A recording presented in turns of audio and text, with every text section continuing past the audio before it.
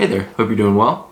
So today we're going to be talking a little bit about what I learned shooting my newest project, Journeyman. I hope you've watched it. It's up on my YouTube channel, so go and take a look if you haven't. But this project is something that I was working on for a couple of weeks. It didn't take super long. It wasn't a really long or strenuous shoot necessarily, but it's my first film / documentary project, and I wanted to go take a look at it with you guys and talk about some of the things that I learned having completed it and what I might go back and do differently next time. So Journeyman was a passion project. This is something that I did working with one of my favorite clients in town, Journeyman Barbershop, and just sort of telling the story of how Journeyman as a shop came to be, because I felt that it was pretty interesting. They opened up at the height of the pandemic. The two co-owners sort of stepped out on faith in a lot of ways to open Journeyman up in the middle of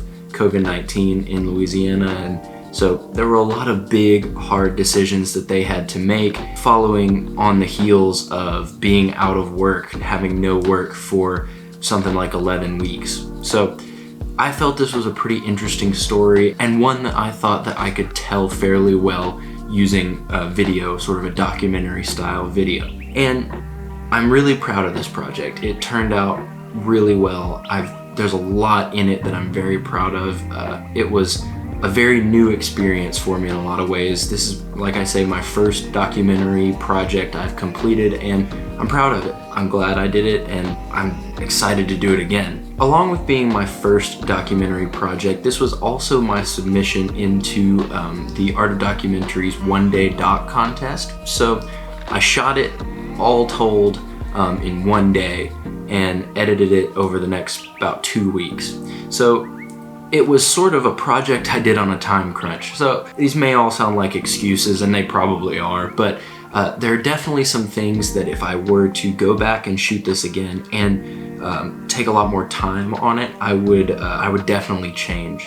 And just some things that, generally speaking, I learned from this project that I hope to carry forward into my upcoming projects, whatever they may be. So let's get into what I learned. I think number one on the list, the biggest thing that I would go back and change and that I want to do differently next time is control the lighting better.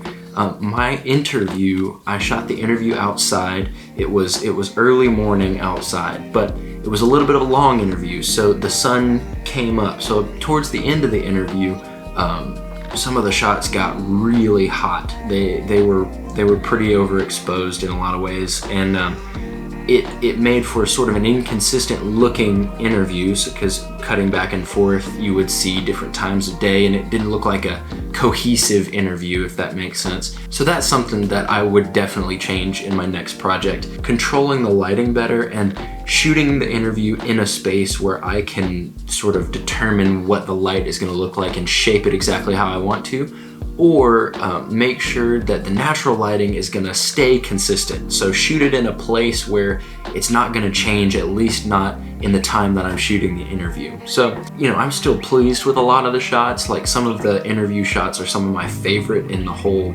film. Like, some of them are just beautiful. I really love them. But I think that doing it next time, doing it better, I would take more control over my environment when it comes to shooting the interview. So the next thing is something that I kind of just understand and I know I should do, but I didn't do, which I'm sure many of you do the same thing. And that's determine the music or the vibe of the sound design as much as you can before you go out and shoot it. I had zero idea what I wanted the sound of this film to sound like. I didn't have any music inspiration. I didn't have any sound effect kind of stuff inspiration for that. And so when I got into my edit, I was stuck.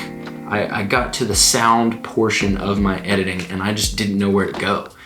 So I had to spend a whole lot of time crafting this sound, and I didn't do a very good job of it because I didn't have it predetermined before I went out and shot. If you've got the sound and the atmosphere nailed down before you go out and shoot, that's going to inform a lot of the artistic decisions you make while you're shooting, and that just would have been really helpful. Next time, I'm definitely going to put a lot more time into understanding what I want the emotions to feel like coming from the sound during the film, because I was just lost. I spent probably 3 or 4 days working on the sound, and even still the sound is lackluster. Like there's not very much of it.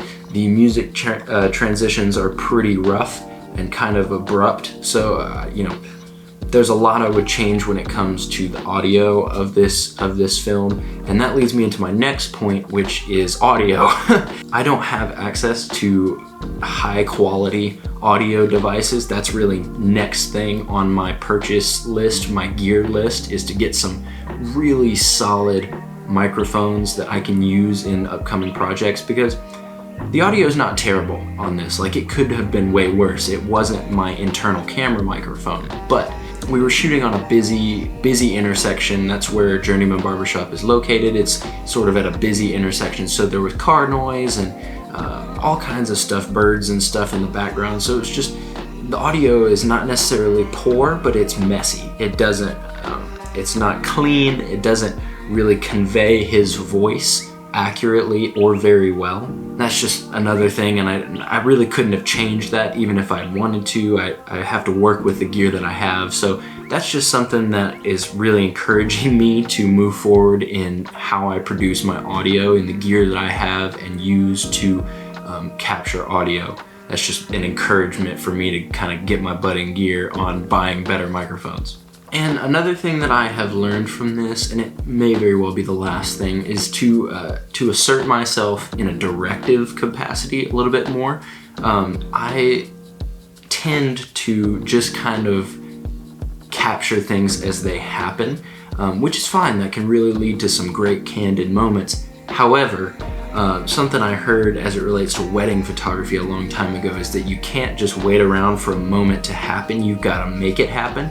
And I need to really remember that, and when I'm directing films or projects like this, because there are shots in this film that I think are great and really hit the nail on the head with what I want to convey in that moment or with that little section of the film.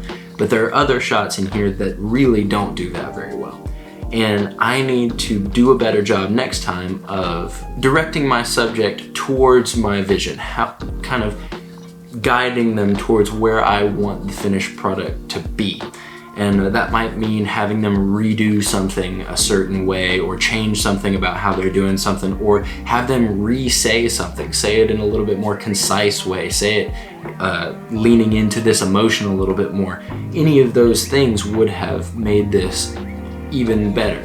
So that's just something I want to try and remember and take it with me into my next project. Overall, I'm very pleased with Journeyman as my first film, video, doc project. I'm very pleased with it, and it turned out better than really I expected it to. Having shot it in only one day and then edited it in just a couple of days total, I didn't really expect to produce something like this. I'm pleased with how it turned out, don't get me wrong. I'm not complaining or trying to make excuses for anything in this film. I am very pleased with how it turned out. I'm proud of it as my first project, and I really hope that I can continue to learn and grow in my video production skills in the future, and I just want to use every project as an opportunity to do that. So that's all this video was about. I really wanted to bring y'all with me and take you along on my thought process journey for what I could do better next time. Hope it was helpful. I hope you enjoyed watching. If you haven't gone and watched Journeyman, please go and do that. It would mean a lot to me. And let me know what you think of it, or if there's something in there that I missed that maybe you saw that I could do better next time. So please let me know. If you got any questions, please feel free to ask them. I'd love to help you if I can. I think that's about it. Y'all like and subscribe, and I'll catch you later.